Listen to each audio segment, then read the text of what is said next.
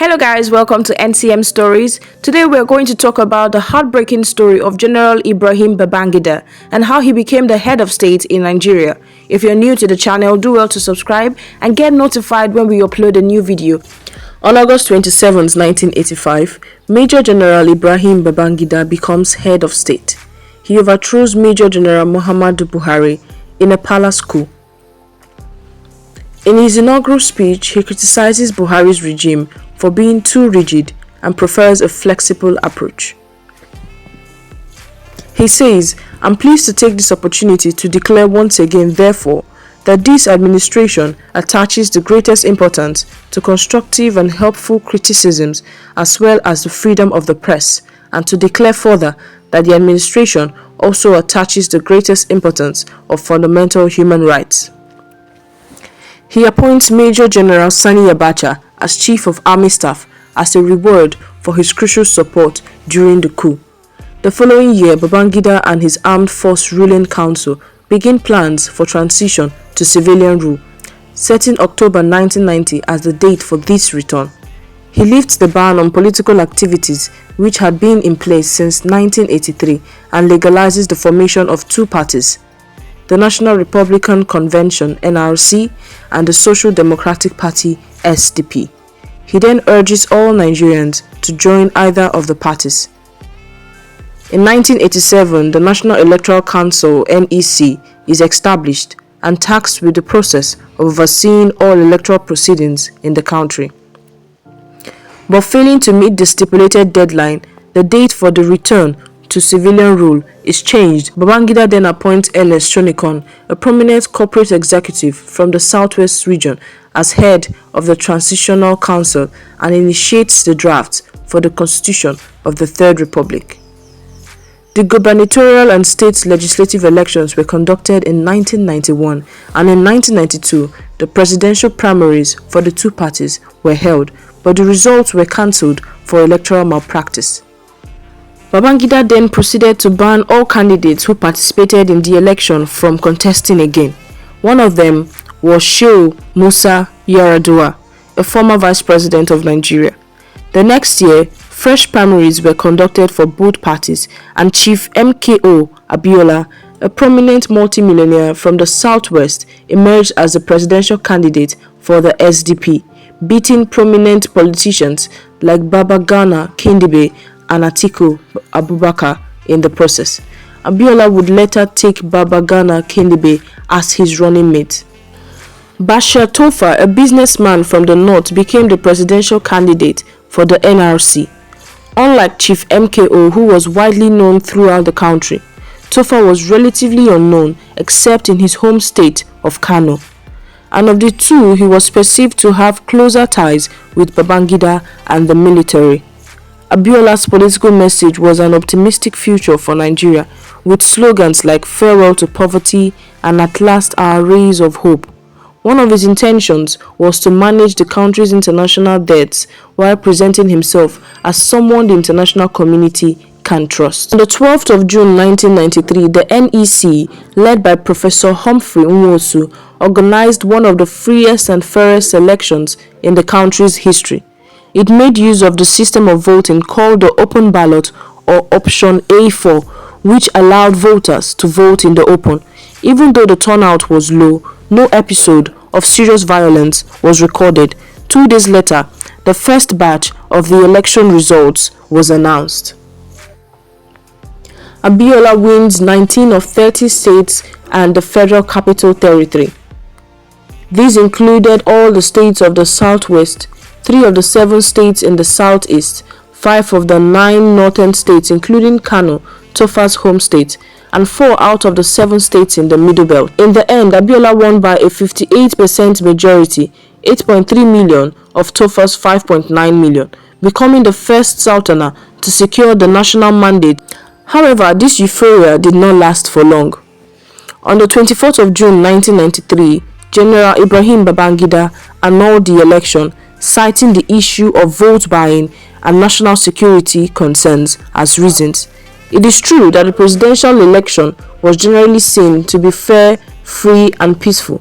However, This was in fact a huge array of electoral malpractice virtually in all the states of the Federation. The country is thrown into chaos and widespread protests break out. Over 100 pro-Abiola demonstrators were killed. Babangida's military government then proceeded to terminate all the activities of the NEC, shut down media houses, and issued decrees preventing court cases on the annulled election. Former military rulers Olusegun Obasanjo and Muhammadu Buhari and 10 other former generals issued a joint statement demanding the removal of Babangida from power. And on the 26th of August 1993, borrowing the pressures from his inner circle, General Ibrahim Babangida placed the country in the hands of an interim national government led by Ernest Shonekan and resigned from office. As interim president, Shonekan wanted to make Abiola his vice, but he refused because he had no belief in Babangida's interim government. The new government had to contend with failing economy impaired with debt and rising inflation. During Shonekan's brief regime, Nigeria was ranked among the top 20 poorest countries in the world by the World Bank. To revive the economy, Shonekan took the unpopular decision of removing subsidies on petroleum products, raising the price of petrol by 700%. Shonekan also made plans to transition to civilian rule, setting February 1994 as the date for another election, but he would be toppled yet again by another military ruler, this time his defense minister, General Sani Abacha, having spent only 3 months in office. Although he was named head of the government, it wasn't clear whether he was in control of the armed forces.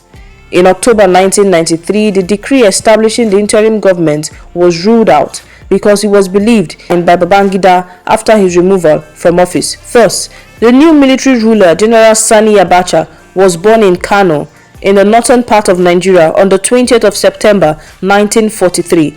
He joined the army in 1962 after leaving the government college, Kano.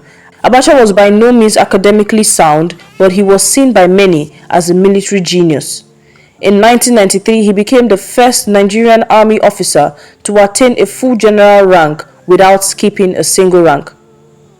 Becoming second lieutenant in 1963, lieutenant in 1966, captain in 1967, major in 1969, lieutenant colonel in 1972, colonel in 1975, brigadier general in 1980, major general in 1984, lieutenant general in 1987, and general in 1990. He fought during the National Civil War as a platoon and battalion commander, and later became commander of the 2nd Infantry Division in 1975. He was involved in nearly all military coups in Nigeria, starting from the 1966 counter coup to the palace coup that brought General Babangida into office. But in only a few months, his regime would get a dose of opposition. On the eve of the first anniversary of the June 12th election, Chief MKO Abiola publicly declares himself as president and goes into hiding. He didn't hide for too long. He was haunted by the military government and arrested on charges of treason. It took about 200 police vehicles to bring him into custody. He would spend 4 years in solitary confinement with a Bible, a Quran, and 14 guards. During that time, Pope John Paul II, Archbishop Desmond Tutu, and other human rights activists from all over the world lobbied the Nigerian government for his release, but their pleas fell on deaf ears. For Abacha's government, the sole condition attached to the release of Chief MKO was that he renounced his mandate, something he refused to do, even when offered compensations and refunds by the government for his expenses during the election. On the 5th of July 1993, the two most influential petroleum unions in Nigeria, NUPENG NUPENG and PENGASSAN, began one of the longest strike in the country's history. The purpose was to win Abiola's release from prison and force the army to accept the civilian rule. On July 8, riots broke out in Lagos, Oyo, Ondo, Ogun, and Edo State. As many as 20 persons were killed when state security officers attacked demonstrators. On August 20th, the General Secretary of NUPENG, Chief Frank Kokori, was arrested, forcing other trade unions and pro-democracy leaders to go on the ground.